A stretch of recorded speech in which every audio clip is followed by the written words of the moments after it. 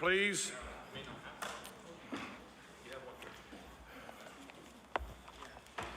Daily routine, presenting and reading petitions. The honourable member for Cape Breton North. Thank you, Mr. Speaker, and I beg leave to introduce a petition with the operative clause to help children like Joseph Campbell live in their hometown for support of local group homes to start up. And Mr. Speaker, there are over 1,200 signatures on this petition, and I fixed my own. The petition is tabled. The honourable member for Kings West. Thank you, Mr. Speaker. Mr. Speaker, I beg leave to table a petition with the operative clause. The petitioners call upon the Nova Scotia House of Assembly to use its powers over the Board of Commissioners of Public Utilities, the UARB, to deny any general rate application presented by NSPI requesting a rate increase in 2013-2014, and I have affixed my signature to the 151 names. The petition is tabled. The honourable member for Preston. Mr. Speaker, I beg leave to present a petition with the operative clause.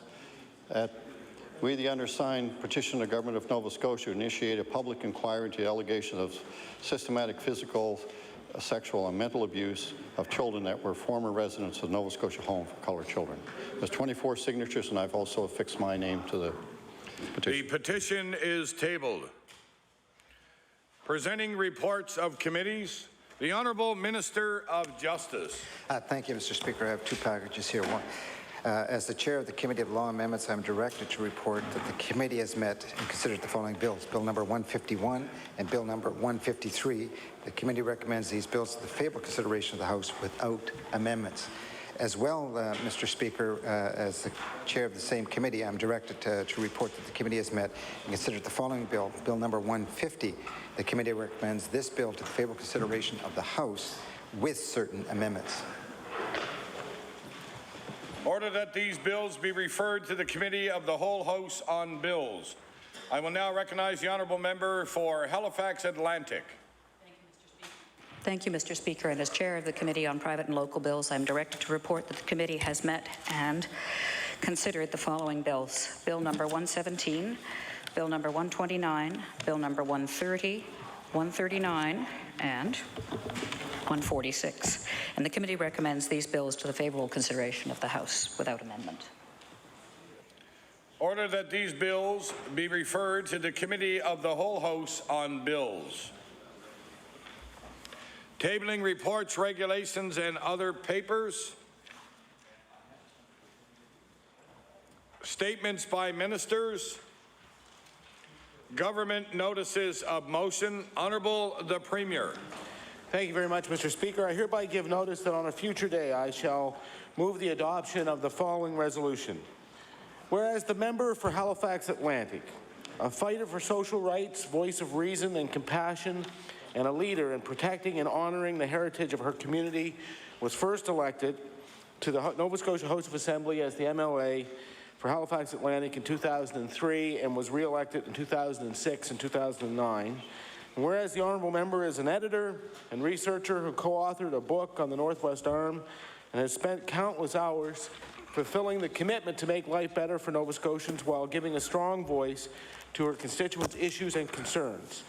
And whereas this dear friend and colleague recently announced that she will not run in the next provincial election, taking a much-deserved break from public life to enjoy more time with her husband and family. Therefore, be it resolved that all members of the House of Assembly congratulate the member for Halifax Atlantic for her full and accomplished public service. Thank her for the great things she is doing for the individuals and families she represents, and wish her all the best for years to come as she continues to work to make her community a better place with a rich sense of its unique heritage and lifestyle. Mr. Speaker, I request waiver of notice and passage without debate. There has been a request for waiver. Is it agreed? Agreed. All those in favour say aye. Aye. All those against say nay. Motion is carried.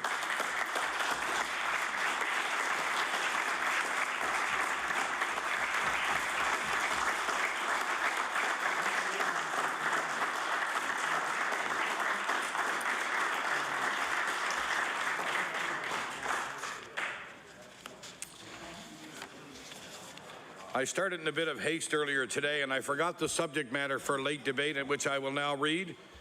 Therefore, be it resolved that this House of Assembly condemn the NDP government for support of a 3% increase in power rates for the next 2 years and subsequent increases beyond 2004, submitted by the Honourable Member for Richmond. Government notices of motion. The Honourable Minister of Health and Wellness. Thank you, Mr. Speaker. I hereby give notice that on a future day I shall move the adoption of the following resolution. Whereas Legacy of Life is Nova Scotia's provincial organ and tissue donation program, and its mandate is to ensure that all Nova Scotians know about organ and tissue donation and choose to donate. And whereas organ and tissue donation saves and improves lives, an organ donation from one person can save the lives of up to 8 people, while a single tissue donor can improve the lives of up to 40 people. And whereas Nova Scotia leads the country in the number of registered organ and tissue donors, with over 50% of residents signed up to donate, therefore be it resolved that all members of this House of Assembly join me in commending the working of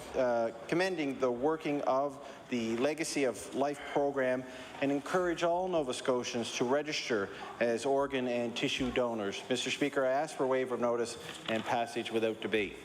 There has been a request for waiver. Is it agreed? All those in favour say aye. All those against say nay. Motion is carried. Introduction of bills.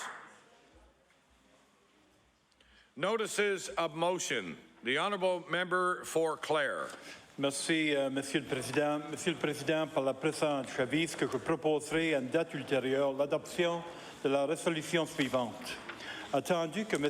Jean Melançon a été premièrement élu au Conseil municipal de Clare en 1979 et a été choisi préfet depuis 1988 jusqu'à sa retraite cette année, et attendu que Jean Melançon a été réélu à 10 reprises au cours de sa carrière politique. Attendu que Jean Melançon a siégé à plusieurs comités et conseils d'administration tant au niveau national que provincial avec la Fédération canadienne des municipalités et l'Union des municipalités de la Nouvelle-Écosse. Par conséquent, qu'il soit résolu que tous les membres de cette Assemblée félicitent M. Jean Melançon à l'occasion de sa retraite du Conseil municipal de Clare et le remercie pour ses nombreuses années de dévouement et de service rendu à sa communauté, sa province et son pays, et lui souhaite longue vie et bonne santé. Monsieur le Président, je propose l'adoption de cette résolution sans préavis et sans débat. Mr. Speaker, I hereby give notice that on a future day I shall move the adoption of the following resolution. Whereas Jean Melançon was first elected to the Clare Municipal Council in 1979 and has been warden since 1988, and whereas Jean Melançon has won 10 municipal elections in his political career, and whereas Jean Melançon has served on committees and boards at the national level with the Federation of Canadian Municipalities and provincially with the Union of Nova Scotia Municipalities throughout his political career. Therefore, be resolved that members of this House of Assembly recognize the important contribution of Warden Jean Melançon throughout his municipal political career and wish him all the best on his retirement. Mr. Speaker, I would ask for waiver of notice and passage without debate. There has been a request for waiver. Is it agreed? All those in favour say aye. All those against say nay. Motion is carried. The Honourable Leader of the Progressive Conservative Party. Thank you, Mr. Speaker. I hereby give notice that on a future day I shall move the adoption of the following resolution. Whereas after serving residents of Spring Hill for more than 3 decades, Lamp Cabin beverage room owner Ron Reynolds has sold his popular watering hole to business person Damien Byrne and local partner Derek Forsyth. And whereas the Lamp Cabin is an integral part of the Spring Hill community, holding many fundraisers and supporting several worthwhile charities. And whereas the new owners are wisely going to incorporate the Lamp Cabin name with all its historic significance into that of the new business, calling it the Split Crow at the Lamp Cabin. Therefore, be it resolved that all members of this House congratulate Ron Reynolds, thank him for the commitment he has shown to the Spring Hill community, and wish new owners Damien Byrne and Derek Forsyth success as they carry on the Lamp Cabin tradition. Mr. Speaker, I request waiver of notice and passage without debate. There has been a request for waiver. Is it agreed? All those in favour say aye. All those against say nay. Motion is carried. The honourable member for Timberley Prospect. Thank you, Mr. Speaker. I introduce this resolution on behalf of my honourable friend from Cape Breton Nova. And if I may, Mr. Speaker, I would ask that I introduce a guest, who's not really a guest, but a regular member of our staff who's here in your gallery. I'd ask Sergeant Don McAlone to stand for a moment. I'd ask him to remain standing for a change because now he has to listen to what we're going to say about him. Mr. Speaker, I hereby give notice that on a future day I shall move the adoption of the following resolution. Whereas one of the security staff of this House of Assembly, Sergeant Donald Roy McAlone of Commissioners, Nova Scotia, has been a player, coach, and legend in the sport of lacrosse, having played games in 7 different decades, starting in the 50s, and is still coaching today. Whereas Donnie, or quote-unquote Twig, as he was known in the sport, I see the resemblance, had a stellar start in Ontario with the Cornwall Wildcats as starting goalie, including a season in which his team went undefeated, including 18 games in which he played goal, and 2 games, wait for it, Mr. Speaker, in which he played forward, scoring 2 goals and 4 assists and won the Ontario Championship. Whereas after going on to spend 25 years playing senior lacrosse in Nova Scotia, as well as coaching at various levels in this province, at a ceremony held on August 11, 2012, Don was inducted into the Cornwall Sports Hall of Fame in recognition of all of his accomplishments in the sport of lacrosse. Therefore, be it resolved that the Nova Scotia House of Assembly recognize the lifetime achievements of Donald McAlone in the sport of lacrosse, congratulate him on his well-deserved induction into the Cornwall Sports Hall of Fame, and thank him for his decades of dedication to the sport, which he loves, and he has done so much for as a coach and a mentor for others. Mr. Speaker, I request waiver of notice and passage without debate. There has been a request for waiver. Is it agreed? All those in favour say aye. Aye. All those against say nay. Motion is carried.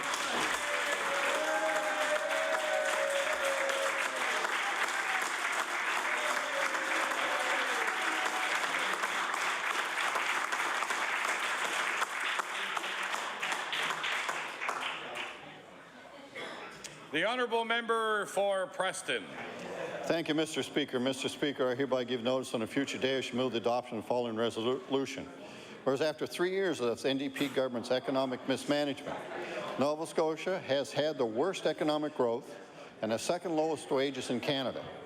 And whereas 3 years of massive record-breaking deals that saw big checks going to big business, we see that Dexter Economics has done nothing to move up the wages in Nova Scotia.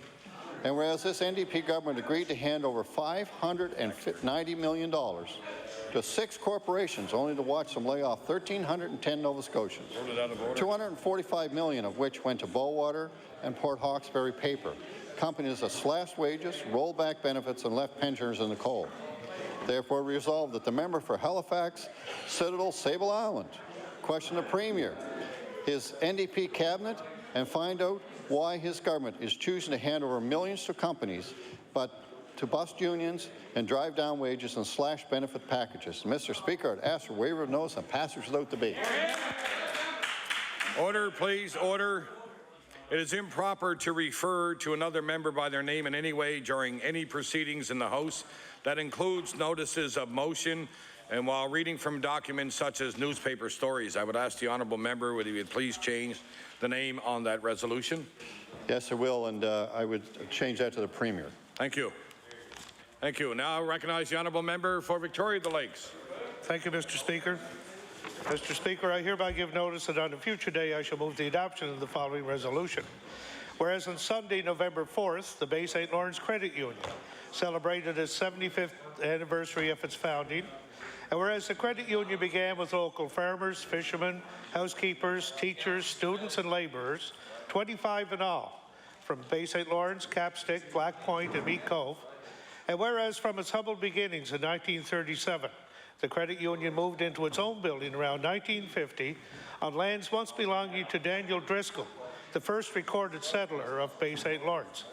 Therefore, be it resolved that all members of this House of Assembly congratulate the Board of Directors, and Manager Mary Collins of the Bay St. Lawrence Credit Union on its 75th anniversary and wish them every future success. Mr. Speaker, I request waiver of notice and passage without debate. There has been a request for waiver. Is it agreed? All those in favour say aye. All those against say nay. Motion is carried. The Honourable Minister of Community Services. Mr. Speaker, I hereby give notice that on a future day I shall move the adoption of the following resolution. Whereas Gladys Vivian Hack was born on October 6, 1912, to Nellie and Edward Herget, and she and her brother grew up in Upper Dyke, Hants County. And whereas during her life, she accomplished many things, such as graduating with a nursing degree from the Farmington School of Nursing in Massachusetts, the University of Toronto with a diploma in public health, nursing, working in this profession for many years in Lunenburg County, and with her husband, she owned and operated the Windjammer Motel, and she always vowed that if she reached the age of 100, she was going to throw a big party and invite the entire community. And whereas on Friday, October 5th, 2012, friends of many years and from across the province, along with municipal, provincial and federal political parties, gathered to wish this delightful lady a happy birthday and take part in many exchanges of stories and good times throughout her long life.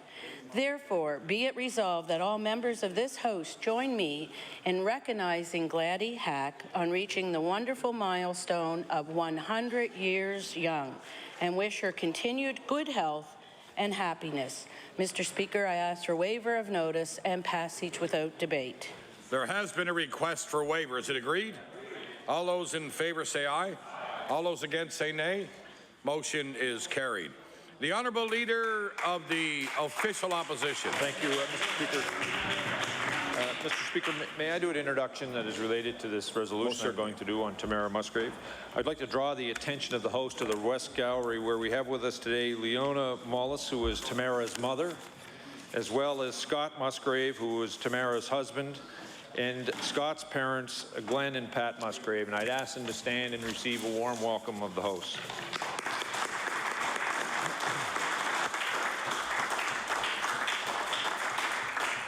We welcome all our guests to the gallery and hope that they enjoy this afternoon's proceedings. I will now introduce the Honourable Leader of the Official Opposition. Thank you, Mr. Speaker. I hereby give notice that on a future day I shall move the adoption of the following resolution. Whereas on November 4th, Nova Scotia lost one of our young, Tamara Adrian Musgrave, to cancer, a disease that continues to account for more than 1/4 of all deaths nationally. And whereas on hearing Tamara's story, you would soon discover her desire to study philosophy, her love of singing, her zest for life, and her will to live, inspiring all of us, even those who never had the privilege of meeting her. And whereas now we take up the torch for the new generations of Tamaras, in hopes that her fate, through tragedies of childhood and cancer, will not be the same for others. Therefore, be it resolved that members of this House join me in not only expressing our condolences to Tamara's many friends and family, especially her husband Scott, but also in seeing the world through Tamara's eyes and how to express our true compassion and respect for each other and in living each day to the fullest while remembering her philosophy. The past is gone, the future is unknown, there is only now. Mr. Speaker, I ask for a waiver of notice and passage without debate. There has been a request for waiver. Is it agreed? All those in favour say aye. All those against say nay. Motion is carried.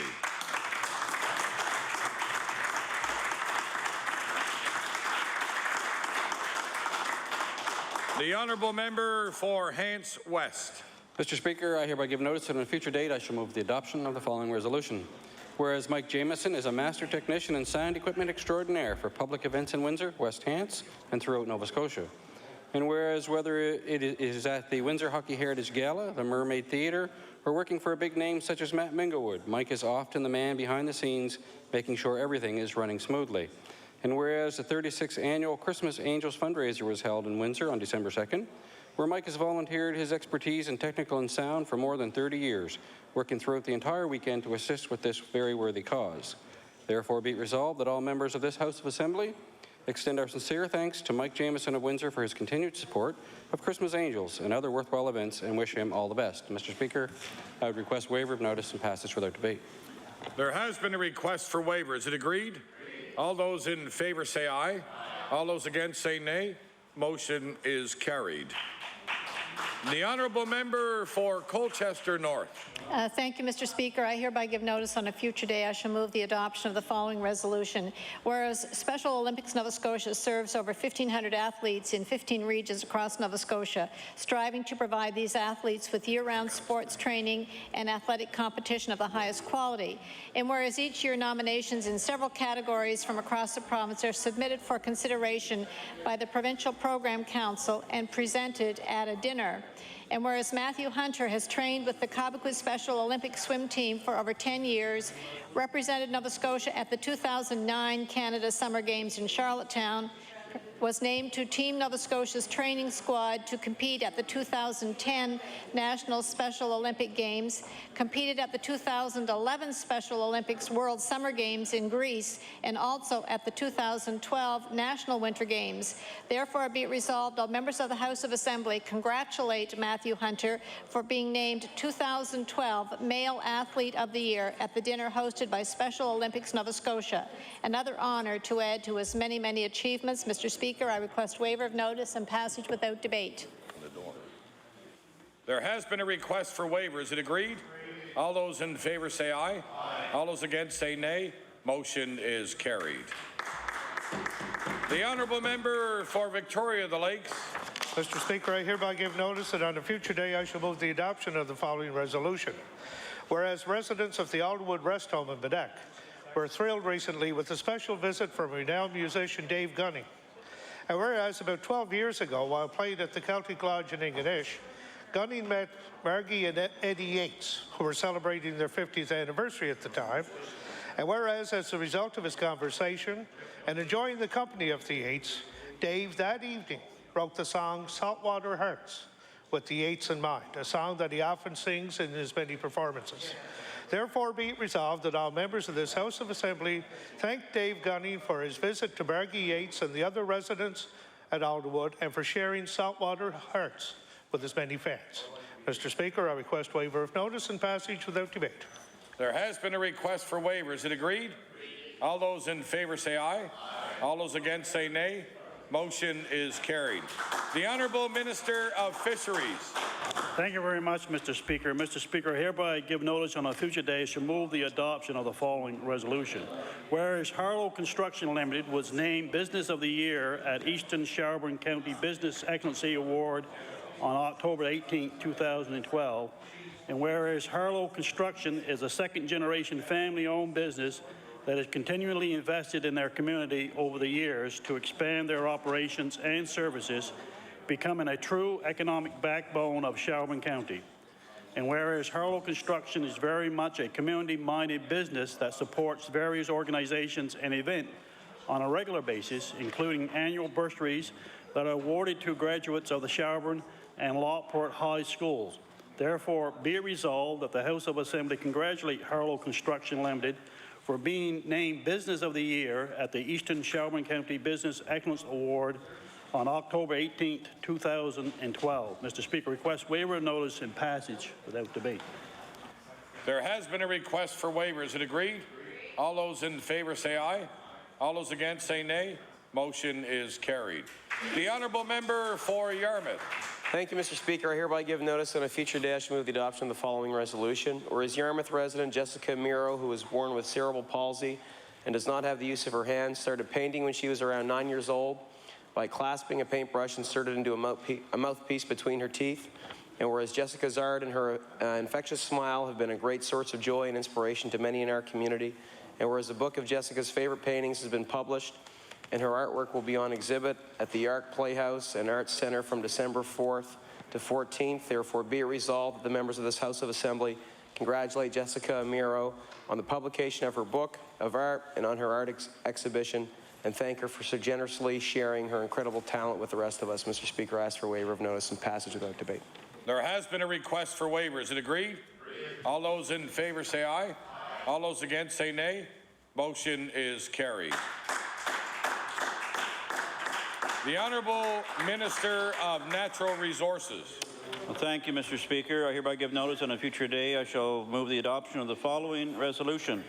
Whereas 4-H is the largest and longest-running rural youth organization in Canada, and whereas the 2012 annual Pictou County 4-H celebration and awards event was held in November, and its members were honored for their work and accomplishments in 4-H, and whereas at this year's 4-H awards event, Andrew Green of Durham and a member of the Salt Springs 4-H Club was named the top senior member and the top senior livestock member in recognition of his many achievements in 4-H at local, regional, and national events.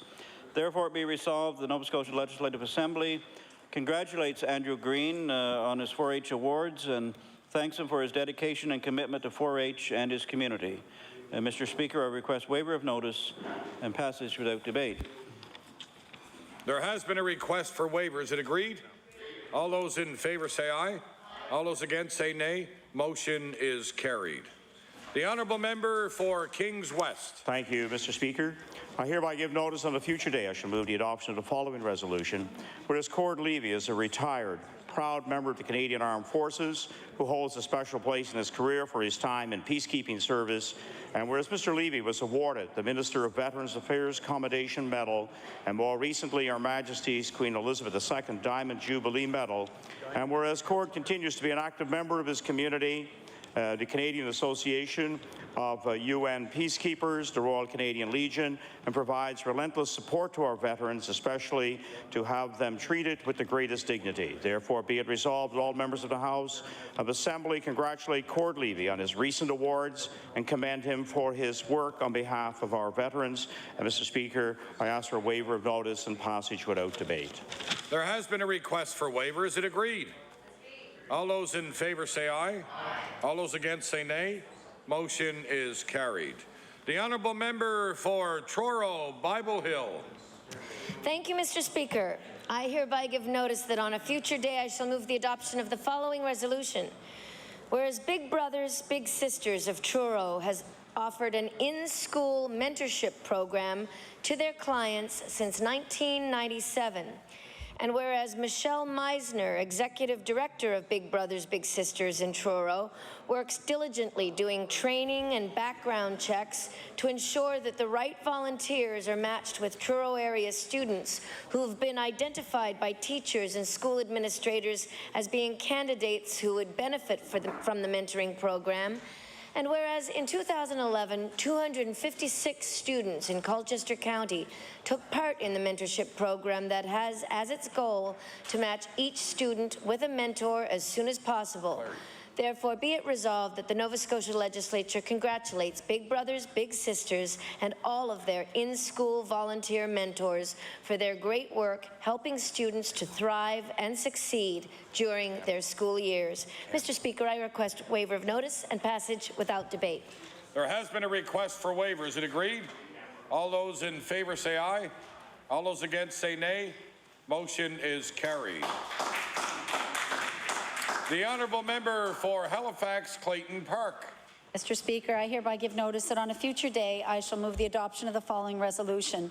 Whereas Queen Elizabeth II celebrated her ascension to the throne 60 years ago with her Diamond Jubilee, and whereas the Queen Elizabeth II Diamond Jubilee Medal was struck to commemorate this once-in-a-lifetime event, and Canadians who have made a difference or a significant contribution to our country have been presented with this medal throughout the year, and whereas Len Whiffen from Clayton Park was honoured with the presentation of a Queen Elizabeth II Diamond Jubilee Medal at a special ceremony at Park West School for his dedication and commitment to helping his church and community, and for his generosity in sharing his experiences as a young man in World War II. Therefore, be it resolved that this House of Assembly congratulates Len Whiffen on his Queen Elizabeth II Diamond Jubilee Medal and acknowledges with gratitude his dedication and commitment to helping his community. Mr. Speaker, I ask for waiver of notice and passage without debate. There has been a request for waiver. Is it agreed? Agreed. All those in favour say aye. Aye. All those against say nay. Motion is carried. The Honourable Member for Cole Harbour Eastern Passage. Thank you, Mr. Speaker. I hereby give notice that on a future day I shall move the adoption of the following resolution. Where'd they come from? Whereas Halifax Regional Municipality was formed in 1996 and is the largest population centre in Atlantic Canada, including communities from the Eastern Shore through to Eastern Passage to the shores of Peggy's Cove and as far as Fall River and Waverley. And whereas in October of this year, the municipality saw 66 people put their names forward in the 2012 municipal election. Whereas Bill Karsten was elected to represent the residents of the new District 3, now Dartmouth Southeastern Passage, generally situated on the southeast side of the circumferential highway to the shores of Cow Bay, encompassing Eastern Passage, 12 Wing Shearwater, Imper Royal, and South Woodside. Therefore, be it resolved that this Nova Scotia House of Assembly congratulates Councillor Bill Karsten on his recent election to the new District 3, Dartmouth South Eastern Passage of Halifax Regional Municipality and wishes him many more years of success. Mr. Speaker, I request waiver of notice and passage without debate. There has been a request for waiver. Is it agreed? All those in favour say aye. All those against say nay. Motion is carried. The honourable member for Colchester North. Thank you, Mr. Speaker. I hereby give notice on a future day I shall move the adoption of the following resolution. Whereas students and parents in Spring Hill are looking to this government to invest in their community and build a new elementary school in the town, and whereas a request has been made to the Department of Education from the local school board to build one new school instead of renovating West End Memorial and Junction Road, and whereas the students, parents, school advisory councils, and community of Spring Hill have been waiting for this new school announcement since September, therefore be resolved that this government commit to the students of Spring Hill and announce the new elementary school for that community. Mr. Speaker, I request waiver of notice and passage without debate. There has been a request for waiver. Is it agreed? I hear several noes. The motion is tabled. The honourable member for Halifax Atlantic. Thank you, Mr. Speaker, and I hereby give notice that on a future day I shall move the adoption of the following resolution. Whereas Silver Donald Cameron came from his native British Columbia to Nova Scotia after studies at the University of British Columbia, Berkeley, and the University of London. And whereas Silver Donald Cameron, while teaching at the University of New Brunswick, founded the periodical The Mysterious East, was later the first writer-in-residence at the Nova Scotia College of Art and Design, and then at Cape Breton University, and has played central roles in the creation of Cape Breton University's Bachelor of Arts and Community Studies program and in Il Madame's community television station, and has recently established an institution with the Green Interview series of webcasts on pressing environmental issues. And whereas Silver Donald Cameron has won awards for his novels, short stories, screenplays, and works of nonfiction, and was inducted into the Order of Nova Scotia on the 29th of November 2012, therefore be it resolved that the House recognize and congratulate Dr. Silver Donald Cameron on his induction into the Order of Nova Scotia, and thanks him for his tireless advocacy for Nova Scotia culture and the protection of the province's fragile coastal environments. Mr. Speaker, I request waiver of notice and passage without debate. There has been a request for waiver. Is it agreed? All those in favour say aye. All those against say nay. Motion is carried. The honourable member for Bedford Birch Cove. Mr. Speaker, I hereby give notice that on a future day I shall move the adoption of the following resolution. Whereas Nova Scotia author Bruce Nunn has produced a beautiful new book titled A Blue Nose 12 Days of Christmas, illustrated with wonderful paintings by Nova Scotia artist Doretta Gronendijk. And whereas the book is the traditional 12 Days of Christmas song rewritten Nova Scotia style and promotes many aspects of Nova Scotia's culture, landscape, and humor. And whereas instead of a partridge in a pear tree, Mr. Nunn's book celebrates a blue nose inn at Pier 3. Therefore, be it resolved that all members of this House congratulate the author and the artist for reflecting the best of Nova Scotia in their book, A Blue Nose 12 Days of Christmas. Mr. Speaker, I ask for waiver of notice and passage without debate. There has been a request for waiver. Is it agreed? All those in favour say aye. All those against say nay. Motion is carried. The honourable member for Yarmouth. Thank you, Mr. Speaker. I hereby give notice that on a future day I shall move the adoption of the following resolution. Whereas Eddie Hartley has been involved in basketball officiating in the last 8 years. For the last 8 years, was selected to officiate at the NSSAF High School Provincial Championships for the last 5 years. Has been chosen by his evaluator as the official to referee the championship game 3 times and has been identified by the provincial organization NSBO as an official worthy of progression to the next level of certification.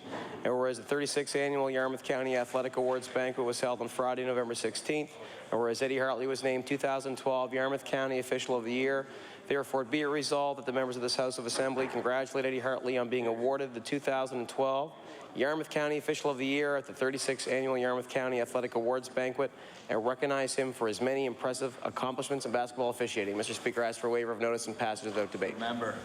There has been a request for waiver. Is it agreed? All those in favor say aye. All those against say nay. Motion is carried.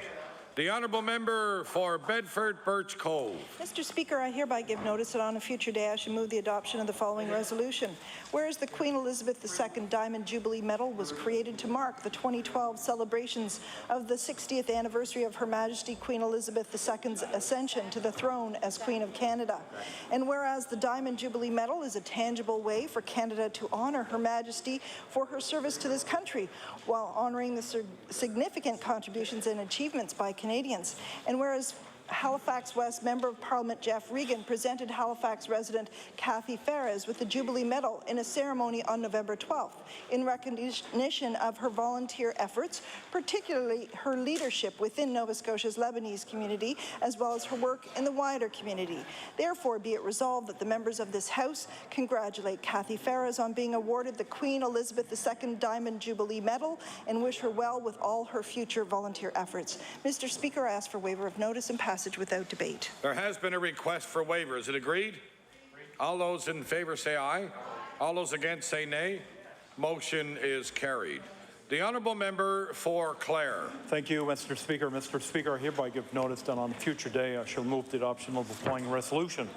Whereas the St. Mary's Bay Academy Senior Girls Volleyball hosted the 2012-2013 Western Region Division 4 Girls Volleyball Championship on November 17, 2012. And whereas this tournament involved teams from North Queens, École Rose des Vents, Centre Scolaire de la Rive du Sud, and St. Mary's Bay Academy. And whereas the hosting team successfully defeated their title for the third year in a row after winning the regional championship banner, therefore be resolved that the members of the House of Assembly congratulate the St. Mary's Bay Academy Stingrays Senior Girls Volleyball Team and their coach, Danny LeBlanc, for winning the 2012-2013 Western Region Division 4 Girls Volleyball Championship and wish them continued success. And Mr. Speaker, I would request waiver of notice and passage without debate. There has been a request for waiver. Is it agreed? All those in favor say aye. All those against say nay. Motion is carried. The honourable member for Halifax Clayton Park. Mr. Speaker, I hereby give notice that on a future day I shall move the adoption of the following resolution. Whereas Anna Stewart, partner and vice president of Knightsbridge, Robertson Surrett, has been named a fellow of the Society of Management Accountants of Canada, FCMA. And whereas this national honorary designation is awarded to certified management accountants who embody the qualities of leadership, professional accomplishments, civic-mindedness, and dedication to advancing the profession of management accounting. And whereas Anna has enjoyed a varied and challenging career as a CMA for more than 20 years, holding senior positions in the public and private sector, while also volunteering extensively for community organizations. Therefore, be it resolved that members of this House of Assembly congratulate Anna Stewart on receiving this honor and wish her continued success in the future. Mr. Speaker, I ask for waiver of notice and passage without debate. There has been a request for waiver. Is it agreed? All those in favor say aye. All those against say nay. Motion is carried. I will now recognize the Honourable Leader of the Progressive Conservative Party. Thank you, Mr. Speaker. Mr. Speaker, I hereby give notice, as per Rule 43.2, that the business of the House be set aside for the purpose of discussing a matter of urgent public importance.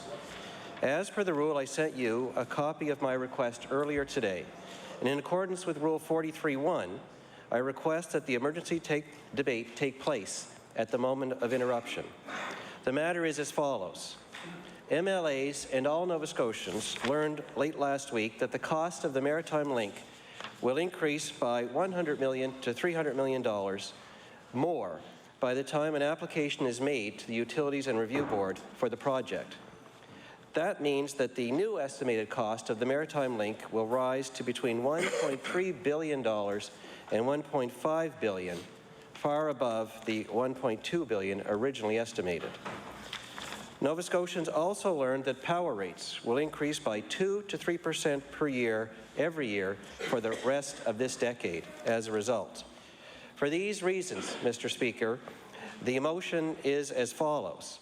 Be it resolved that the business of the House be set aside for the purpose of discussing a matter of urgent public importance, that the cost of the Maritime Link portion of the Muskrat Falls project will increase by $100 million to $300 million by the time an application is made to the UARB for the project, and that power rates will increase by 2 to 3% a year for the rest of this decade, and after that will continue to increase at a slightly lower rate every year for the life of the project. As a result, now is the time to ensure Nova Scotians do not get locked into an expensive project that they cannot afford. Thank you. Well, I have received more than 2 hours' notice of the matter required under Rule 43.2. Under Rule 43.4, I'm required to decide whether the matter is proper to be discussed. I have considered the factors set out in Rule 43.4a. This is a matter of grave concern to Nova Scotians and which concerns the administrative responsibilities of the government and could come to within the scope of ministerial action. It is not on the order paper for discussion, and I have no indication that it is likely to be debated within a reasonable time by other means. So I will read the motion and ask whether the leader of the Progressive Conservative Party caucus has the leave of the House for the debate to take place. The motion is that the business of the House be set aside for the purpose of dealing with an issue of urgent public importance, and that the subject of the issue be described by the leader of the Progressive Conservative caucus as that the cost of the Maritime Link portion of the Muskrat Falls will increase by $100 to $300 million by the time an application is made to the Utility and Review Board for the project, and that the power rates will be increased by 2 or 3% for the rest of this decade, and after that will continue to increase at a slowly lower rate for the life of the project. Does the House agree to give leave for the motion to be debated? Leave have been given. The debate will take place today at the moment of interruption as provided under Rule 43.11. It also takes place the late debate for this evening. Thank you.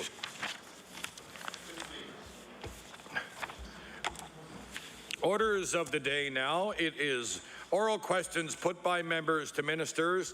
The time is now 12:56. We will end at 1:56, and I will recognize the Honourable Leader of the Official Opposition. Thank you, Mr. Speaker. My question is for the Premier. Will the Premier make certain that the Bowater lands are not taken from Nova Scotians, and will he expropriate the lands for the public good of the province of Nova Scotia? Honourable the Premier. Mr. Speaker, I'm a little bit amused by the question, mainly because the Leader of the Opposition was so critical of the purchase of the last piece of Bowater's lands. I believe members of his caucus referred to it as dirt and you know, various other admonishments with respect to the purchase of that part. Despite the fact that much of what was purchased in the last round with Bowaters was actually in the Leader of the Opposition's riding. What he should know, Mr. Speaker, is that these matters are under full consideration, and when a decision is made, we'll make sure he's one of the first people to know. The Honourable Leader of the Official Opposition on his first supplementary. Mr. Speaker, our caucus was never opposed, quite frankly, to buying the land, Mr. Speaker.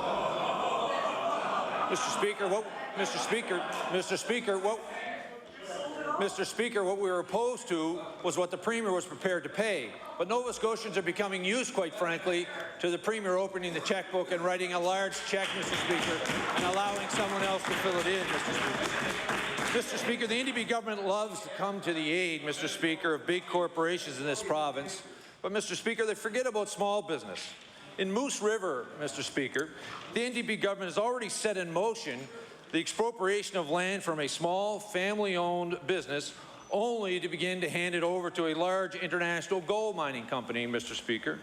This is expropriating private land from one family business in order to give it to a large corporation. So my question to the Premier, why does the Premier think it's okay to take land from a Nova Scotia family business to give to a large multinational corporation, yet won't consider taking land back from Resolute? Honourable the Premier. Mr. Speaker, I'll await your ruling on this, but I believe that's a matter before the courts, and any response to that question would be inappropriate. The Honourable Leader of the Official Opposition on his final supplementary. Mr. Speaker, what is not in question, Mr. Speaker, is what the motion that was set in place by this government was to expropriate land from a small, privately owned Nova Scotia business to give to a multinational corporation. And Mr. Speaker, what's not in question is that this Premier is unwilling to stand up to Resolute to protect that land for the use of Nova Scotians, Mr. Speaker.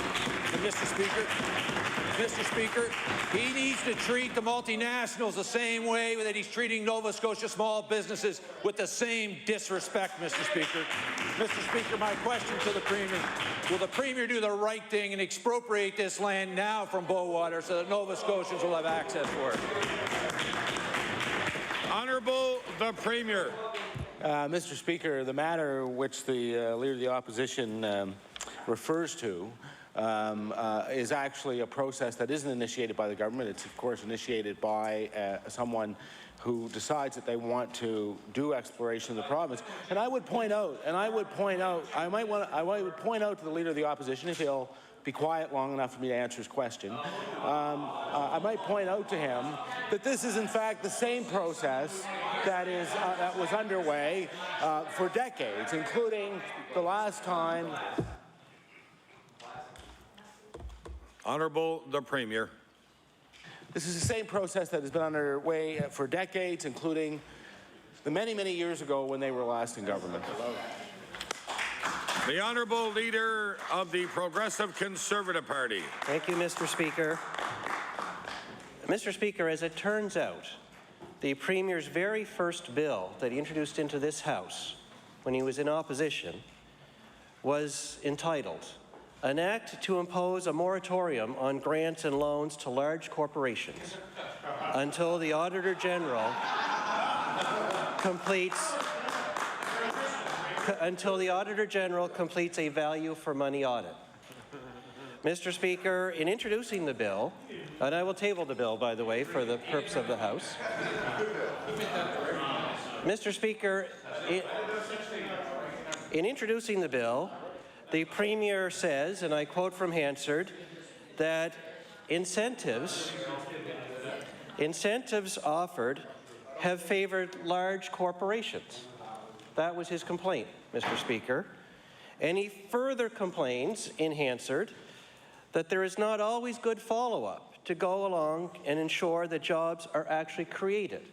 This is a problem, said the Premier as an opposition member, and I will table that for the benefit of the House.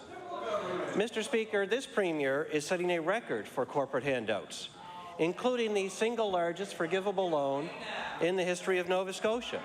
His total to date is almost $600 million. My question for the Premier is this. Now that he's Premier, will he submit his own corporate loans and handouts to the Auditor General for a value for money audit? Honourable the Premier. Mr. Speaker, I very well remember this bill, and I remember at the time the Liberal government was staggering from one fiasco to another. There was Dynatech, Arenda Recep. There was a number of them, right, Mr. Speaker? And so there was a good reason for the bill at that time. Now, under what we think is a far superior system, in fact, the auditing of jobs is done in arrears to ensure that, in fact, the number of jobs that were promised are actually created. And other than that, all of the loans are on a commercial basis, which it actually specifies right in the bill. Honourable the Leader of the Progressive Conservative Party on his first supplementary. Mr. Speaker, I defy the Premier. Well, in fact, I did read the bill, Mr. Speaker, and I defied the Premier to find a real bank or a real company that would lend money to any of the companies that he'd lend to and then write that loan off and not actually require the principal to be paid back. That is not a commercial basis. But, Mr. Speaker, the Premier described the bill in greater detail when he brought it to this House. He says, and I quote from Hansard directly, "Governments involved with loans and grant systems tend to be secretive about the details of the case. This is a problem," the Premier says. He further complained, Mr. Speaker, that when a government decides that $40 million is better spent on corporate welfare than for the welfare of the sick and injured, what is the offsetting value received that justifies the expenditure? Where's that, Darryl? Mr. Speaker, if the Premier is so confident in his own corporate welfare, then I'll ask him, in light of today's report that Feed Nova Scotia is running a record deficit because of the increased demand for their services, will he now submit his own corporate welfare deals to the Auditor General for a value for money review so that all Nova Scotians can see the answer for themselves? Honourable the Premier. Mr. Speaker, in fact, this government has lived up to exactly the letter of this bill, because what it was intended to do was to bring transparency, which you have. You have full transparency on this side of the government. And just to give you an example, the largest of these is a $300 million commercial loan to the Irving Shipbuilding Yard, which can only be forgiven if they reach job targets that would provide more than $2 billion in tax revenue, Mr. Speaker, and $2 billion, more than $2 billion in tax revenue to the province, which can go to provide services to exactly the people that the leader of the Conservative Party is referring to. The Honourable Leader of the Progressive Conservative Party on his final supplementary. Mr. Speaker, if that is a commercial loan, then why didn't the Irving Group go to the Bank of Nova Scotia to get the loan instead of the government of Nova Scotia led by that Premier? That's what a value for money audit would tell all the people of Nova Scotia. Of course, Mr. Speaker, during a debate on the Premier's bill, who was then in opposition, the Premier described the Liberal government of the day as, quote, "this healthcare-wrecking, truth-twisting, service-smashing, tax-raising, privatizing government."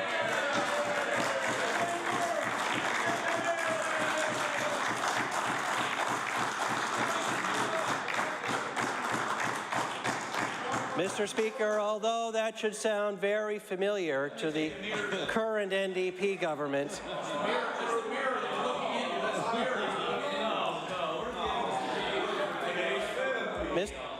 Mr. Speaker, although the government may want to look in the mirror, Mr. Speaker, before they clap at that description, it may explain why, perhaps, speaking for the Liberals, the member for Cape Breton South, both then and today, called the idea of a value for money audit of corporate giveaways, and I quote directly, a ridiculous bill, and I will table that for the benefit of the House. So, Mr. Speaker, my question, why won't the Premier call on the Auditor General to do a value for money audit of his $590 million worth of corporate giveaways? Honourable the Premier. I'm sorry, Mr. Speaker, because of the noise in the chamber, I actually couldn't hear the quote that the Leader of the Conservative Party had. I wonder if I could get him to read it again. The Honourable Member for Dartmouth East. Thank you, Mr. Speaker. Since the Premier just mentioned that his government is all about full transparency, will the Premier release the details of the proposed purchase of the Resolute lands for the House of Assembly to examine and debate? Hear, hear. Honourable the Premier. Mr. Speaker, as you would know, and perhaps just due to the member's inexperience, wouldn't know that in any kind of an agreement, a commercial agreement or otherwise, nothing is agreed until everything is agreed, and since everything is not agreed, there is no agreement. The honourable member for Dartmouth East on his first supplementary. Mr. Speaker, if the Premier wants to talk about inexperience, he might want to talk to members of his own cabinet and caucus, given the fact that we've had some of them say that there is a deal and use the is a deal tense. Some of them say there's a deal coming. Some of them say there's a deal agreed to. So, you know, Mr. Speaker, last year it was good enough for the Premier to bring the proposed Resolute deal to the House when he thought he was going to save all those jobs. But now this new deal to buy the lands from Resolute, or maybe buy the lands, or maybe there is a deal, maybe there isn't, seems to be shrouded in secret. So my question for the Premier is, why was last year's deal so important to bring to the House, but this one appears not to be? Honourable the Premier. Mr. Speaker, when we brought forward the legislation in the last House, there was in fact a fully completed and understood agreement, and all the elements were signed off on. So, Mr. Speaker, as I said to the Leader of the Opposition, I'll repeat it for the member for Dartmouth East, which is simply this. Once the matter is resolved to our satisfaction, then we'll be happy to provide them with the information they require. The honourable member for Dartmouth East on his final supplementary. Well, Mr. Speaker, based on the Premier's comments, I'm sure that he can understand why Nova Scotians might be troubled that the member for Queens would have brought forward a motion asking the legislature to endorse and talk about how wonderful the deal is when the Premier now says, well, there really isn't a deal finished. So, Mr. Speaker, is the Premier simply unwilling to have this purchase or potential purchase or possible purchase brought forward for debate in the House because he knows that he will be paying millions more than is necessary to Resolute to purchase this land? Honourable the Premier. There's a couple of things about this, Mr. Speaker. One is that the last time we purchased land from Resolute, the Liberal caucus was very critical of it, even though we paid below market value for some of the highest value land in the province. That's the first thing. The second thing is that, you know, because of their inexperience or because of misunderstanding of how these things work, they would prefer that we go to an expropriation process, which is what was apparently proposed by the Leader of the Opposition, but doesn't seem to understand that the Bowater assets are far more than just the lands that are there, and that there are other pieces associated with this and other considerations. And I realize that's complex and is difficult to understand, but it is the things that we have to manage when we're in government. The Honourable Leader of the Official Opposition. Mr. Speaker, my question is for the Premier. Is the Muskrat Falls term sheet signed on Friday simply another memorandum of understanding and not actually a loan guarantee? The Honourable the Premier. Mr. Speaker, the term sheet sets out the terms for the commercial guarantee and is binding on the proponents and the parties. The Honourable Leader of the Official Opposition on his first supplementary. Term sheet and its details should be revealed so full scrutiny of this agreement can take place. This agreement, Mr. Speaker, only outlines how the provinces may now seek funding. So my question to the Premier, will the Premier release the details of the term sheet that he signed last Friday? Honourable the Premier. Thank you, Mr. Speaker. As the Leader of the Opposition would know, is that this matter is before the House of Assembly in Newfoundland and Labrador. We have agreed that we will release the term sheet concurrent with the release in Newfoundland and Labrador so that everybody has the option to see the details at the same time. The Honourable Leader of the Official Opposition on his final supplementary. So now, Mr. Speaker, the government of Newfoundland and Labrador is telling this Premier what to do, Mr. Speaker. Mr. Speaker, it's not the people of Newfoundland and Labrador are going to have to pay his expensive tab, Mr. Speaker. It's the people of Nova Scotia. He should show leadership and release the details today, Mr. Speaker. Mr. Speaker, Emera has until July 2014 to decide whether or not they're going to actually build the maritime link. That gives us plenty of time to make certain all of the checks and balances are in place so Nova Scotians know they aren't getting a raw deal like Newfoundland and Labrador did with Quebec so many years ago. Mr. Speaker, it also gives us time to seek alternative options, such as importing power from Quebec or anything else that may be available. So my question to the Premier, will the Premier tell this House what other alternative energy sources and projects he examined besides this very costly Maritime Link project? Honourable the Premier. Mr. Speaker, what will come to the Utility and Review Board is a full examination of all of the alternatives, and the board will have the ability to be able to compare this project to the others. He's heard the officials from Emera say that this represents some $300 to $500 million in value to ratepayers. Honourable the Premier. Mr. Speaker, so the unfortunate thing, and I understand that it's difficult when you don't have experience in this area, but the reality is that the purpose of the loan guarantee is to provide the best possible rate of financing for the project and therefore to reduce the cost to the ratepayer. So that is what it does. It reduces by almost $100 million the cost to ratepayers, which therefore is a benefit to all families in this province. And frankly, we thank the federal government for their participation in this very important project. The Honourable Leader of the Progressive Conservative Party. Thank you, Mr. Speaker.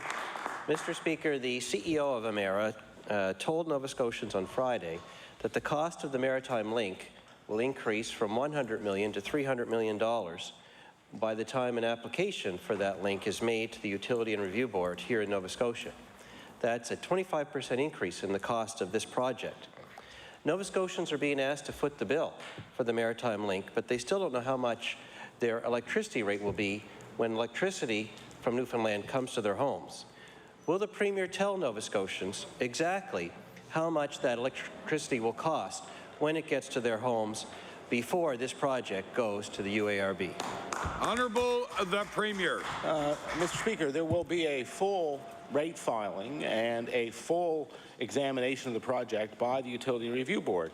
And what was revealed on Friday was that this project would save the ratepayers of Nova Scotia between $300 and $500 million. Would the Leader of the Conservative Party agree that if that is the case, this is the best project for Nova Scotia? The Honourable Leader of the Progressive Conservative Party on his first supplementary. Mr. Speaker, the salesperson that sells me a Honda Civic tells me I'll save lots of money if I buy that car instead of a Mercedes-Benz. That's exactly the argument that the Premier is now making today. The fact of the matter is the Premier has directed the URB that they must approve this project if it fits within his own electricity plans. That is not a full review. That is exactly the problem. It is that kind of thinking that is why Nova Scotians are now paying the highest electricity prices in all of Canada, Mr. Speaker. The CEO of Emera says that the Muskrat Falls electricity project will cause power rates in Nova Scotia to go up every year for the rest of this decade by 2 to 3%, and then to continue to go up for the life of the project. So Nova Scotians deserve to know exactly how much they're going to pay for that electricity when it comes to their doors before it's approved. So will the Premier demand that Nova Scotians get that information, how much that electricity will cost from Muskrat Falls before it goes to the UARB? Honourable the Premier. Mr. Speaker, I have to say I'm not sure exactly what the Leader of the Conservative Party would expect. The simple fact of the matter is that the cost of the project and the financing of the project will determine the cost to ratepayers. So in order to be able to determine that, we first had to have in place the loan guarantee from the federal government, which happened on Friday. The proponent is proposing to bring the matter before the Utility and Review Board, which they will do. They will do that They will propose what the rate would be. They will, and they have said already that it will be $300 to $500 million of savings to the ratepayers over any of the other alternatives. So when he talks about increases in the rate that ratepayers would pay, he would need to know that the rate that they would pay would be as much as $500 million more if other alternatives were used. That is the calculation. The Honourable Leader of the Progressive Conservative Party on his final supplementary. Mr. Speaker, what I expect is that Nova Scotians will have a premier that will stand up for them and won't sign on the dotted line for a project when he himself does not know how much that electricity will cost. That's what we expect over on this side of the House. Nova Scotia now has the highest power rates in all of Canada. We have the highest taxes in all of Canada, and 7,400 full-time jobs have been lost as a result. Now the Premier is already committed to a mega project that's going to drive our rates higher each and every year for the rest of this decade. That is the NDP record, Mr. Speaker. So I'll ask a simple question. If the Premier is so confident, why won't he allow for a full and complete and independent and public review of the Muskrat Falls project compared to all of the other alternatives so Nova Scotians can see for themselves before the project is approved? Honourable the Premier. Mr. Speaker, I honestly don't know what the Leader of the Conservative Party thinks is going to happen before the Utility and Review Board. That is exactly what's going to happen. They're going to have an opportunity to look at this project as opposed to other alternatives. What they have said in advance of that hearing is that the evidence that they will produce will demonstrate that this project is from, I think they said, $200 to $500 million of value to the ratepayers. Mr. Speaker, no, and I want to be clear about this, not a single penny of that project will go into the rate base unless it is approved by the Utility and Review Board. The Honourable Member for Dartmouth East. Thank you, Mr. Speaker. My question is for the Premier. Will the Premier explain why his government decided to endorse the portion of the rate settlement with Nova Scotia Power that increases rates for the next 2 years and piles on additional costs in future years for further increases? The Honourable the Premier. Mr. Speaker, we are interested in only one thing, and that is the lowest and fairest rates. Unlike the Liberal Party, who are pursuing or would pursue deregulation that would drive up the cost of electricity to ordinary families, people who are trying to make ends meet, by 30 to 50%. The Honourable Member for Dartmouth East on his first supplementary. You know, Mr. Speaker, the Premier already succeeded in raising rates over 30% in just his 3.5 years in government. And he knows full well that the Liberal Party doesn't support deregulation, and maybe he should do his research. Maybe, Mr. Speaker, it shows the inexperience of that Premier that he doesn't know that. You know, Mr. Speaker, the submission from the government, from his government, clearly favors the settlement agreement. The November 22nd filing by the Department of Energy talks about the position of the minister and the government and says, quote, the settlement agreement has been executed by representatives of almost all of NSPI's classes and customers, and therefore we respectfully suggest warrants serious consideration.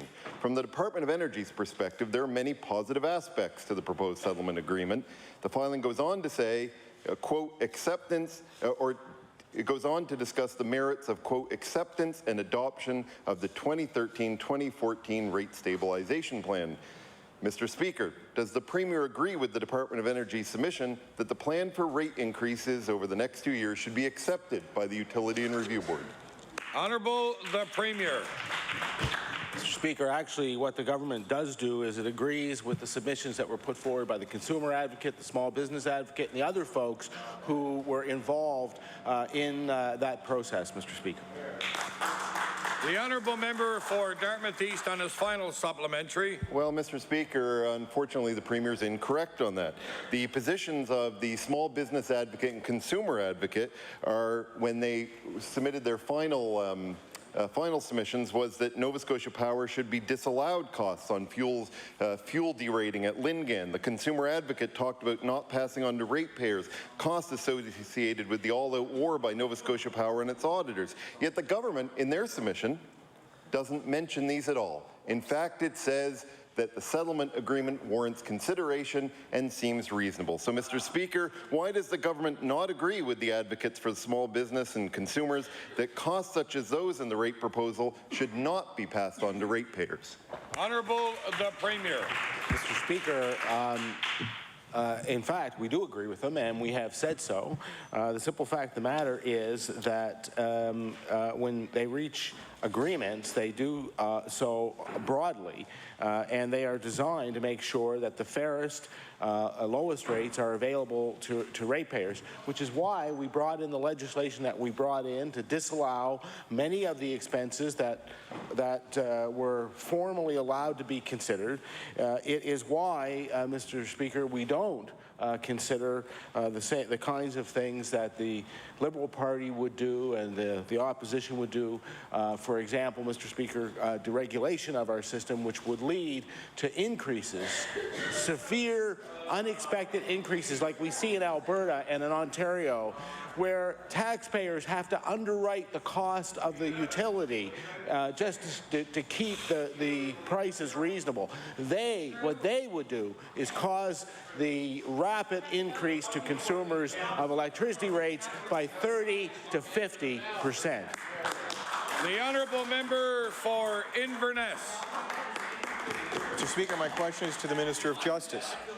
This government and this minister announced a new initiative to give peace of mind to families who have loved ones with cognitive conditions like autism or with Alzheimer's disease.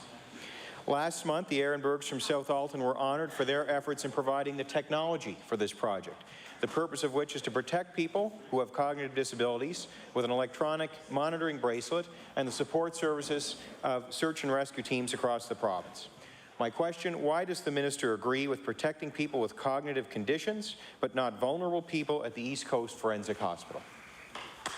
The Honourable Minister of Justice.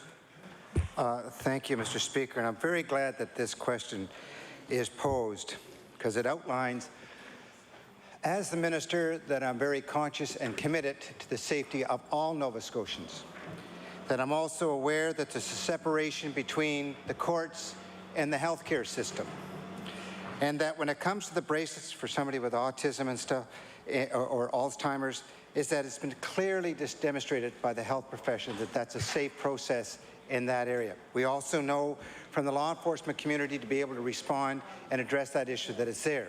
To separate to someone that has a mental health issue and is under the care of medical personnel, and I repeat my point, on be like the Conservatives that believe that mental health is a crime, I see it as an illness, and that the difference is that you need health professions, and there's also significant information out there that shows that somebody that's being treated under the mental health area, that the bracelets of that nature can cause further harm or restrict their development. So I leave my trust in the health professionals and into the people that manage our correctional facilities and believe in their good work and expertise. The honourable member for Inverness on his first supplementary. Mr. Speaker, we certainly don't believe that people suffering from mental illness, we don't believe that is a crime. But we have seen, and not too long in the distant past, that somebody who was on leave from that facility did commit a crime, a very tragic crime. So, Mr. Speaker, let me move on. A Truro woman was violently assaulted and kidnapped this spring and says she can't believe that a man accused of attacking her is now free on bail. She said her offender doesn't have to wear an ankle monitoring bracelet and only has to check with police by phone once a week.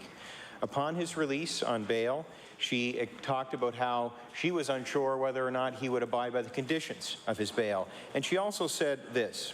She said, "My heart just sank. All those feelings of relief and peace of mind that I had were just wiped away and replaced with the same feelings again of fear, frustration, and all those things I was feeling before he was caught."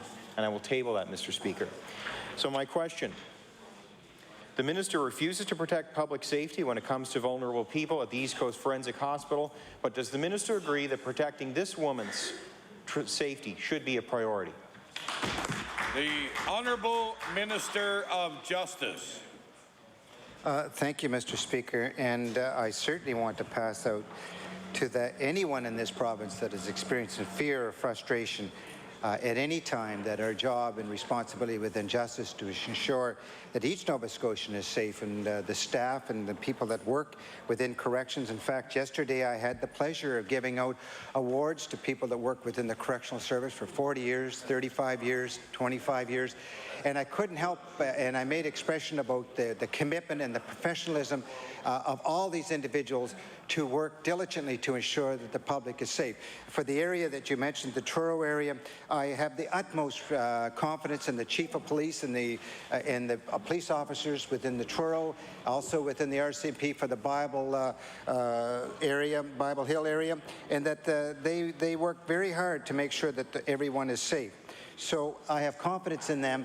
I also respect, and I should point out that the Conservatives, that this legislature does not police the province or tell the courts what to do, unlike messages that I get from the opposition there, that we should be dictating to the courts of the decisions that they make. The Honourable Member for Inverness on his final supplementary. Mr. Speaker, we have confidence in our province's law enforcement as well, but we also believe in giving them the tools to do their job. Mr. Speaker, we, like many people in our province, believe these technologies are tremendously important for protecting vulnerable people. The same standard should apply to protect safety, whether it is patients on unescorted leave from the East Coast Forensic Hospital or for offenders who are out on bail with a high risk to reoffend. Mr. Speaker, will the minister stop creating a double standard when it comes to public safety and provide electronic monitoring for people on unescorted leaves from the East Coast Forensic Hospital and reinstate the program he cancelled to put electronic monitoring bracelets on high-risk people out on bail? Honourable the Minister of Justice. Well, I should really point out to the member, and I thank him for the question, we haven't cut out any program. The bracelets are still there, but once again, it goes down to the difference between this government and his government.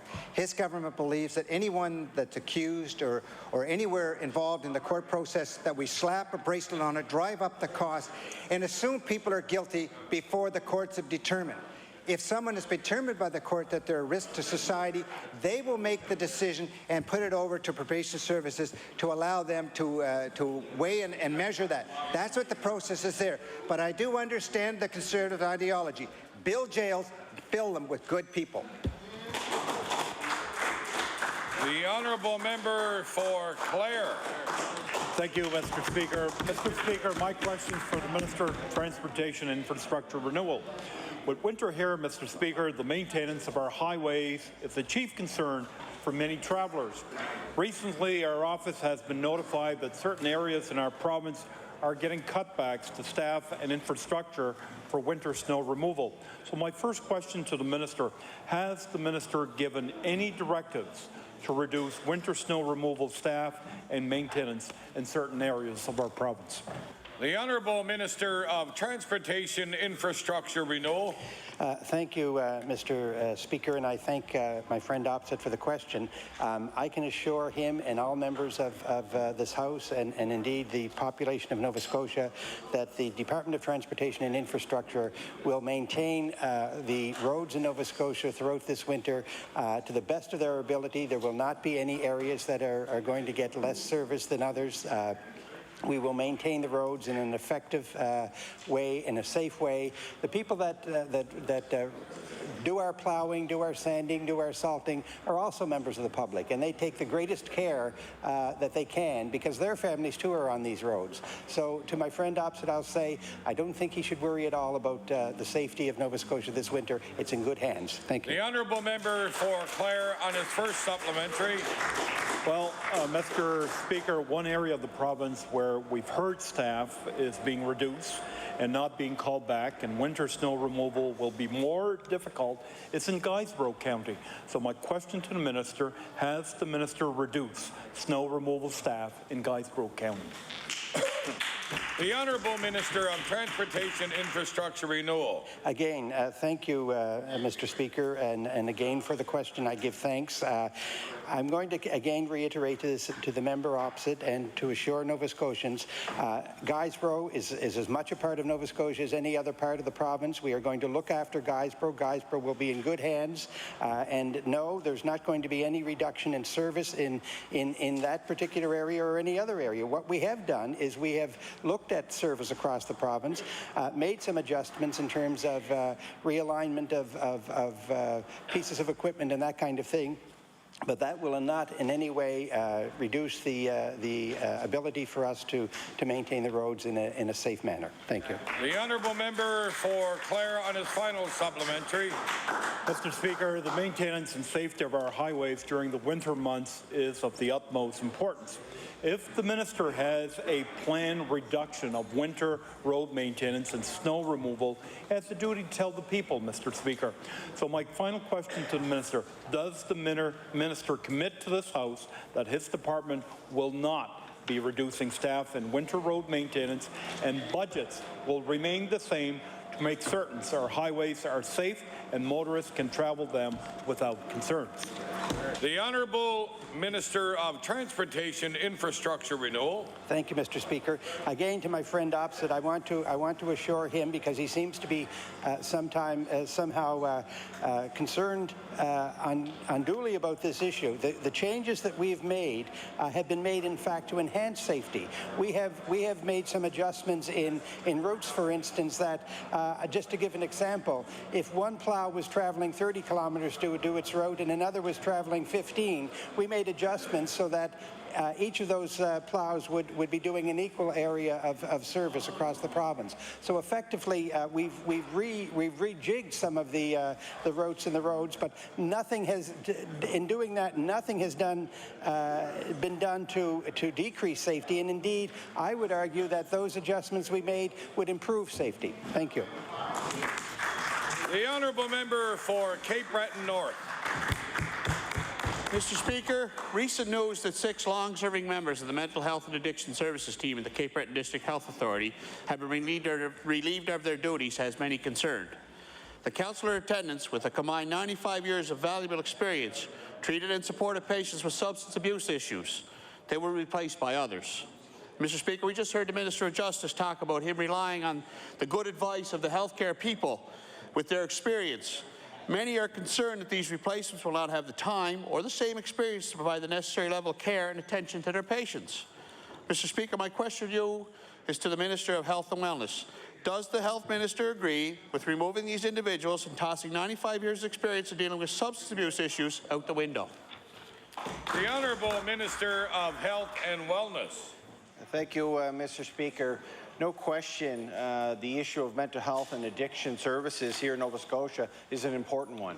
That's why, as a government, when we took over in 2009, we did consultation throughout the province to try to figure out some of the services and improvements that we needed to make within the healthcare system here in Nova Scotia, especially for mental health and addiction.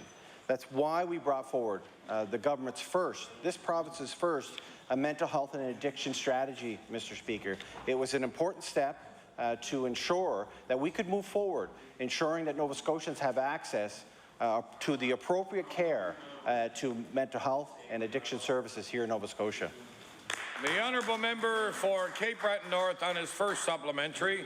Mr. Speaker, in a letter to the editor in the Cape Breton Post, Regina Gillis writes, the disease of addiction does not respond to bandages or pills. The whole person must be healed. And I'll table that, Mr. Speaker. The concerns being raised by Regina Gillis and others are valid. Councillor attendants use their years of experience to fight the deadly disease of addiction. That is a tool we cannot afford to simply toss away. So does the minister really believe that getting rid of this level of hands-on practical experience is really providing better care sooner to substance abuse patients in Cape Breton? The Honourable Minister of Health and Wellness. Thank you, Mr. Speaker. It's extremely important that Nova Scotians gain access to the services they need, and that includes those individuals who are seeking support for addictions in Nova Scotia. I recognize the importance and the commitment and the work that many healthcare providers have provided, especially in addiction services. I've mentioned it before in a question earlier in the session, Mr. Speaker. It's extremely hard when you do change the model of care that unfortunately there are some people whose job descriptions may have changed, those individuals that we rely on to provide those services may change, the scope of practice for an individual may change, Mr. Speaker. We appreciate the hard work that the men and women who have provided addiction services have done throughout Nova Scotia, especially in Cape Breton. And we understand that there are some difficult decisions ahead, but I truly feel that the change of model of care within mental health, within addiction services, will better serve Nova Scotians. We have to move forward with new models of care to ensure that we meet the needs of Nova Scotians, especially in addiction services. The honourable member for Cape Breton North on his final supplementary. Mr. Speaker, this is just the latest in a long line of NDP failures when it comes to substance abuse patients in Cape Breton. We all know the Talbot House file was mishandled by the NDP's incompetent Minister of Community Services. People suffering from addictions in Cape Breton cannot afford to see this kind of injustice repeated. Will the minister commit today to reverse the NDP's misguided approach to addiction services in Cape Breton and actually deal with the crisis at hand? The Honourable Minister of Health and Wellness. Thank you, Mr. Speaker, and the member opposite is completely wrong. I'm very proud of the decisions that our government has made over the last 3 years when it comes to health care, and especially addiction services, Mr. Speaker. We rely on district health authorities, like the Cape Breton District Health Authority, Mr. Speaker, to recognize the services and the changes needed to meet the needs of the patients that they serve, Mr. Speaker. So we work with the District Health Authority in Cape Breton to ensure that addiction services could be improved upon, Mr. Speaker, and I'm glad to work with district health authorities across this province, unlike what the former government would like to do, Mr. Speaker, and that's create one super board that would have all those decisions being made out of Halifax, Mr. Speaker. I want to work with the District Health Authority in Cape Breton to ensure that Cape Bretoners have access to the health care they need, Mr. Speaker, and I'm proud of the decisions we've made here. The Honourable Member for Kings West. Thank you very much, Mr. Speaker. Mr. Speaker, recent media reports have many people shaking their heads. While government will pay for the drugs necessary to keep palliative care patients at home, they do not pay for the nutritional therapy replacement, in other words, their food. While the nutritional therapy is available in hospital, it's not covered for those who have chosen to take their loved ones home to die. Could the minister please explain how this makes any sense? The Honourable Minister of Health and Wellness. Thank you, Mr. Speaker. What makes sense is that Nova Scotians have a government that recognizes the importance of end-of-life or palliative care, Mr. Speaker. For far too often, and for many, many years, Mr. Speaker, government has not put a priority on end-of-life or palliative care, Mr. Speaker. As the member opposite just mentioned, Nova Scotians now receive support from this government because of changes in end-of-life and palliative care, Mr. Speaker. We want to ensure that Nova Scotians have choices when it comes to palliative care or end-of-life care, Mr. Speaker. That's why we've moved in the direction, and I can assure the member opposite that this government, this minister, will continue to work with those individuals within the healthcare system who provide this essential service, Mr. Speaker, and we'll continue to move forward. The Honourable Member for Kings West on his first supplementary. Well, thank you, Mr. Speaker. And as the minister well knows, in fact, many families are indeed handcuffed. They have no choice. Their loved one has to go to hospital because they can't afford to keep them at home and afford the nutrition. Mr. Speaker, Shana and Balford Collins are in the biggest battle they will ever face.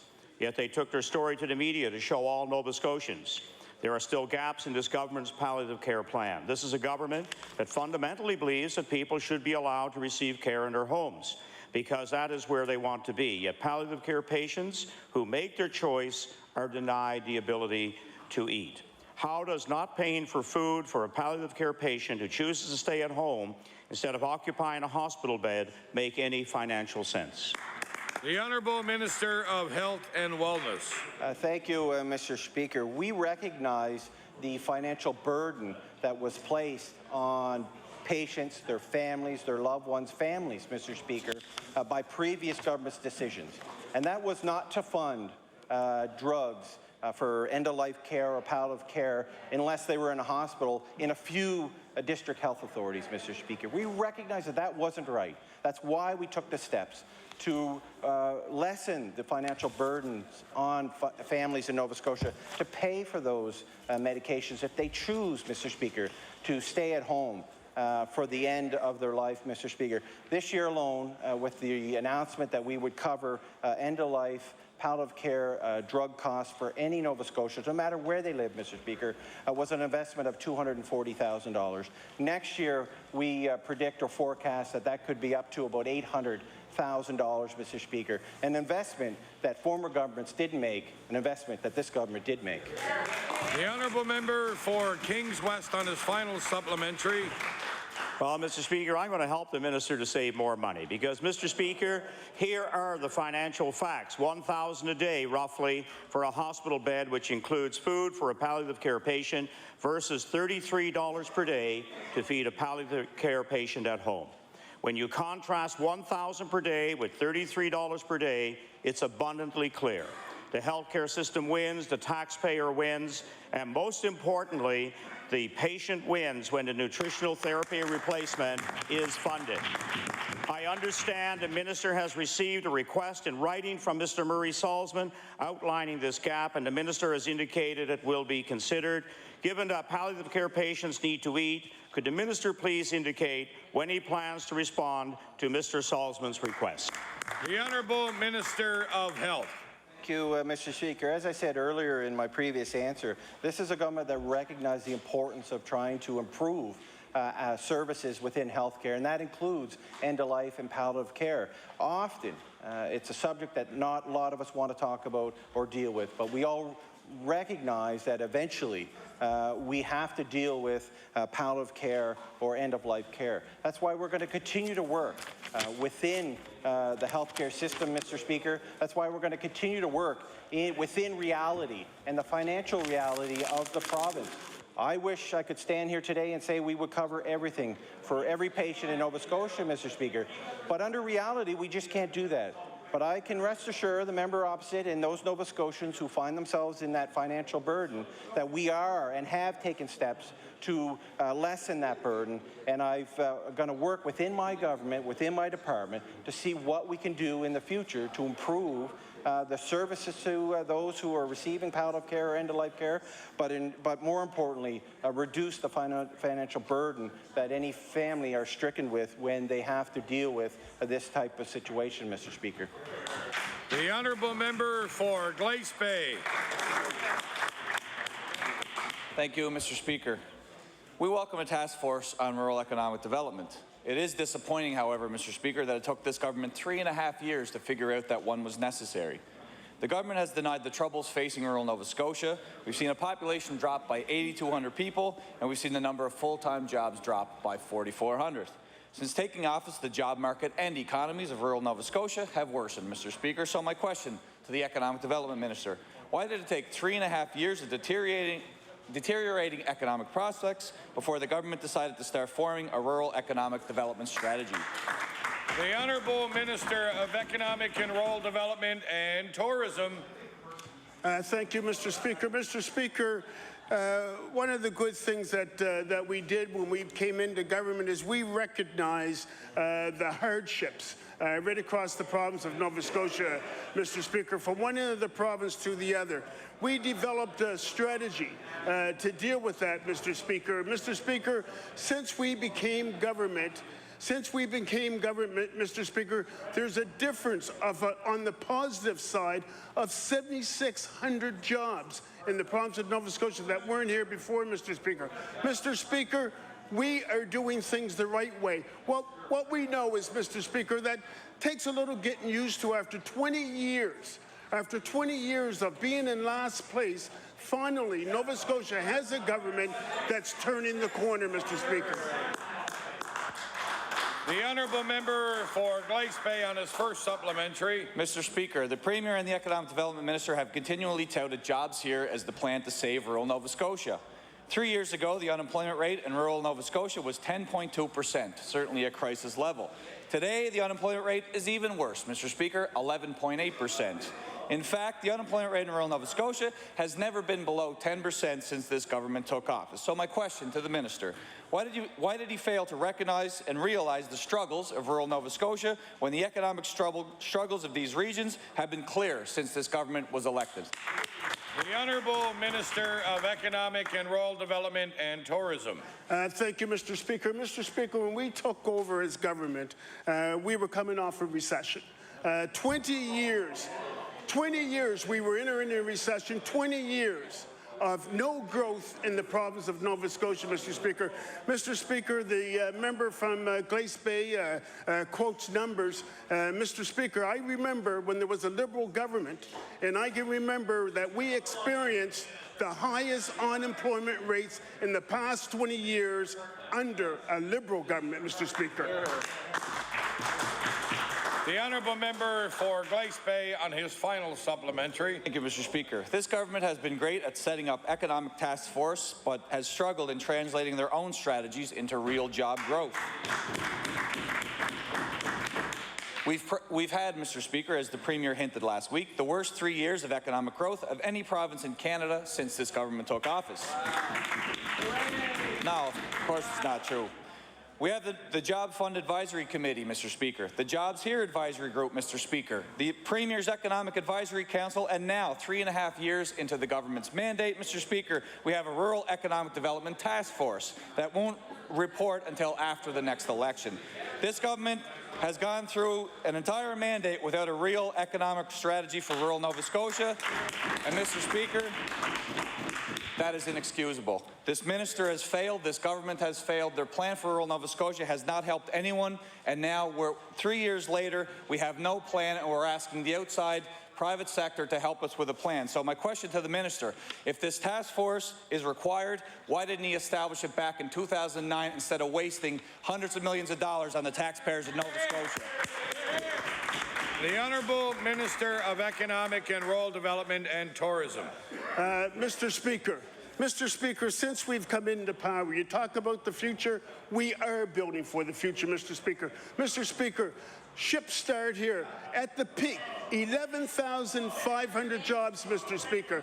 Mr. Speaker, projects engineering, relocating from Calgary to Halifax, 440 jobs, Mr. Speaker. Mr. Speaker, IBM, Mr. Speaker, building a global center here in Halifax, 500 jobs, Mr. Speaker. Mr. Speaker, we are, now, Mr. Speaker, I know this may, for the member from Cape Breton, now I know that the Cape Breton Post just very recently put out a publication, and it talked about the federal job cuts in Cape Breton, Mr. Speaker. 200, and I'm going to read this, and I'm going to table this, Mr. Speaker. The 270 federal civil service job cuts announced this year for Cape Breton could be just the beginning, says a report from the Canadian Centre for Policy Alternatives. And Mr. Speaker, it goes on to name individually where the jobs are located. I'd like to know, Mr. Speaker, what that member from Glace Bay is doing about that. The Honourable Member for Cape Breton West. Thank you, Mr. Speaker. Mr. Speaker. Mr. Speaker.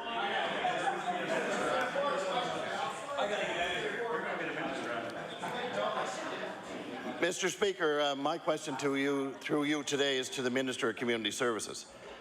Today it was reported that Feed Nova Scotia is struggling with a $270,000 deficit. The deficit has tripled in size in only 1 year. Executive Director Diane Swimner explained that higher costs were the primary reason for the ballooning deficit. She said, and I quote, "Costs are up for everything from fuel for transporting the fuel to electricity," and I will table that quote, Mr. Speaker. The Hungry Count survey showed cost of living as the greatest influence on the people who've needed food banks in the past year. So my question to the minister is this: government policies are to blame. Will the minister urge her cabinet colleagues to reverse their expensive policies? The Honourable Minister of Community Services. Thank you, Mr. Speaker. Well, in fact, we do know that times are tough because of the world economy, but it has been this government that has invested over $300 million into helping breaking that cycle of poverty. It's also this government, and in that food report, suggests that those who receive the GIS, the seniors, no longer pay provincial tax. It's this government that did that to be able to support people with a multi-program approach with regards to the economy. It's this government that has increased the child tax benefit by 22%. It's this government that has created the affordable tax credit. It is this government that has created the poverty tax credit.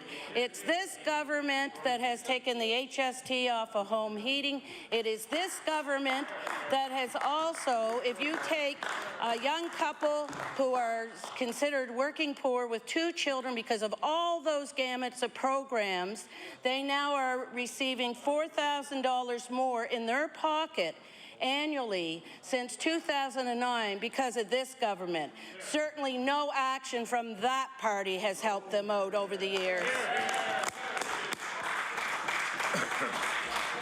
The honourable member for Cape Breton West on his final supplementary. First supplementary, Mr. Speaker. Mr. Speaker, it is that government that's seen the deficit triple for food banks in this province. On November the 25th, 1998, while in opposition, the Premier said, and I quote, "The services of food banks are expanding. It is unfortunately one of our fastest growing franchise," end of quote. Mr. Speaker, never has that been more true than right now. More than 3,000 new people have had to rely on food banks since this NDP formed government. The cost of living is beyond what people can afford. The extensive and expensive policies of this government has created a booming business for food banks. This government is even driving food banks out of business, Mr. Speaker. They're driving food banks out of business. My question to the Premier, what does the Premier say to the Feed Nova Scotia about his remarks and his broken promise to make life more affordable? Honourable the Premier. Mr. Speaker, I don't really remember the quote that I used with respect to the Liberal Party, but I think I said truth twisting at the time, and that very much applies to what the member from Cape Breton West just said, because the simple fact of the matter is, Mr. Speaker, we have invested more money in supporting vulnerable people in this province than I believe any government before us, Mr. Speaker. Not only taking the HST off of home energy, not only putting in their hands more money through the affordability tax credit, the disability tax credit, increasing the amount of money they can retain through IA. Mr. Speaker, for vulnerable seniors, we ensured that instead of having to pay tax on the GIS that they received, something that was ruthlessly enforced by that government, we promised them that we would make sure they never pay tax on that income again, Mr. Speaker, and they don't.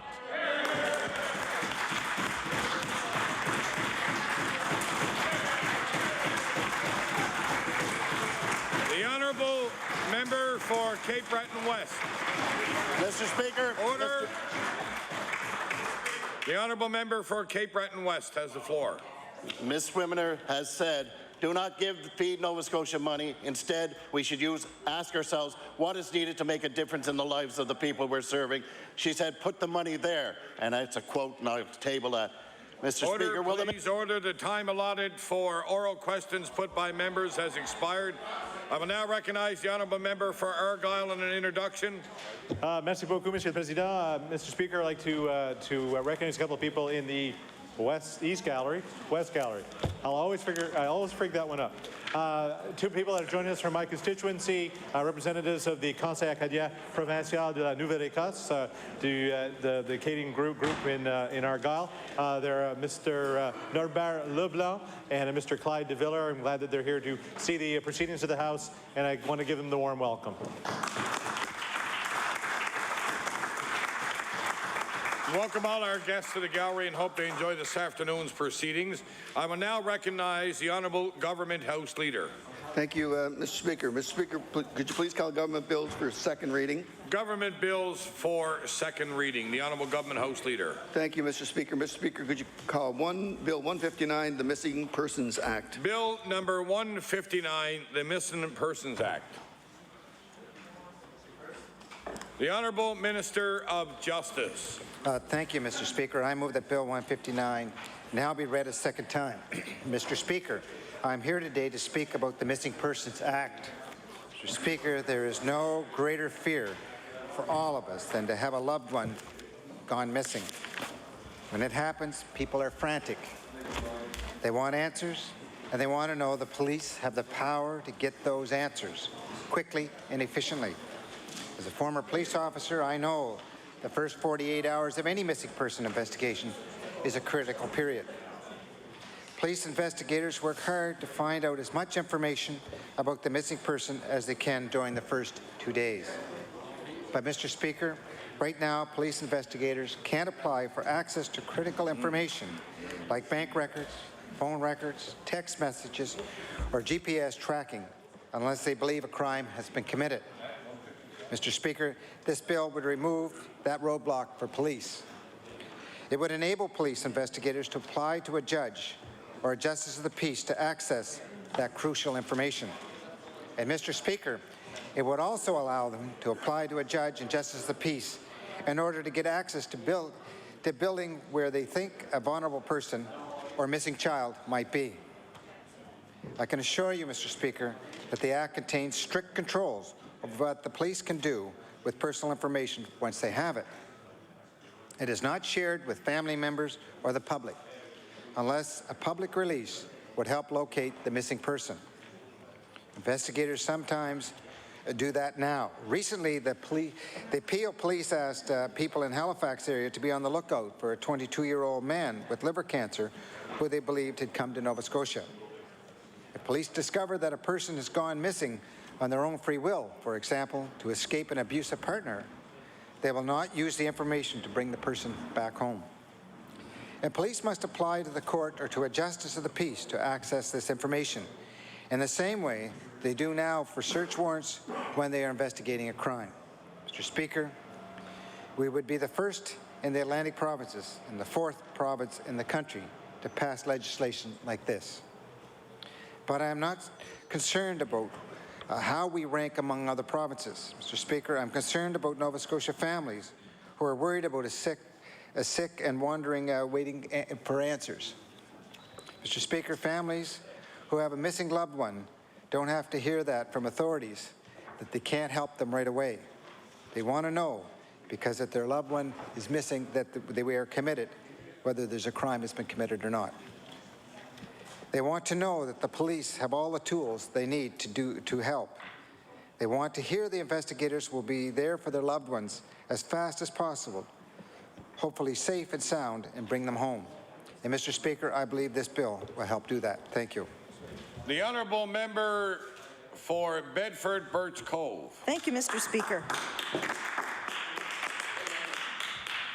Since the government announced I think it was yesterday that they were bringing this bill forward, I've been quite surprised by some of the response and where it's coming from. Because I assumed that when the government brought forward a bill of this nature, they would have consulted with transition houses, that they would have consulted with Stepping Stone, which is a support group for sex workers. And so I was quite surprised to discover that this government has brought forth a bill of this nature that, you know, I believe is well-intentioned, and certainly similar things have passed elsewhere in the country. But I was surprised that the government didn't take the time to consult with community, with the very people who deal with this kind of issue all the time. When I talked to transition houses, with the organization, and with Stepping Stone, what I heard was men report women missing all the time.